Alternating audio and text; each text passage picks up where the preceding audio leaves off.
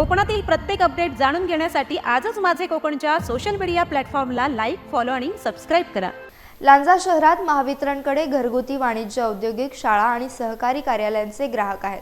सध्या लांजा शहरास वीज पुरवठा हा 4 वेगवेगळ्या ग्रामीण फीडरमधून केला जातो। तालुक्यातील कोणत्याही ठिकाणी बिघाड झाल्यास संपूर्ण लांजा शहरावर त्याचा परिणाम होतो। मोठा फटका छोट्या मोठ्या उद्योजकांना पाणी पुरवठा व्यवसाय वैद्यकीय सेवेवर होत होता।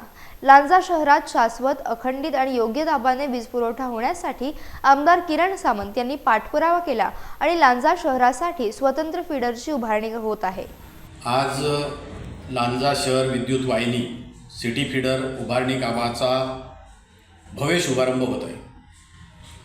अनेक वर्षापासून लांजा शहरामध्ये बत्ती गुल व्हायची, जेणेकरून आम्ही बरेच वर्ष यासाठी सिटी फीडर लांजामध्ये व्हावा प्रयत्न करत होतो, परंतु त्याला काही यश आलं नाही।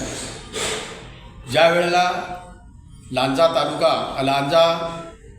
राजापूर विधानसभा मतदारसंघाचे आमदार किरणजी सामंत हे ज्यावेळेला निवडून आले, त्यावेळेला प्रथम प्रश्न आम्ही उपस्थित केला की लांजामध्ये सिटी फीडर व्हावं।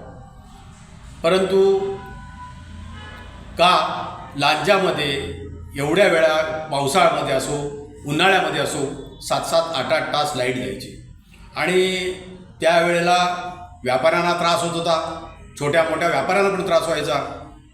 नळपाणी नगरपंचायतीची नळपाणी त्याला त्रास व्हायचा, पाणी 2-2, 4-4 दिवस यायचं नाही।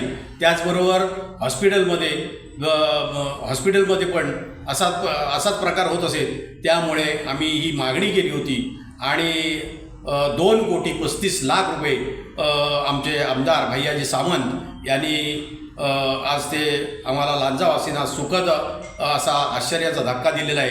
त्यामुळे आज जो भव्य शुभारंभ होतोय त्याला आम्ही शुभेच्छा देतो आणि खरोखरच भैयाजी सामंत यांना पण शुभेच्छा देतो, त्यांचे धन्यवाद मानतो।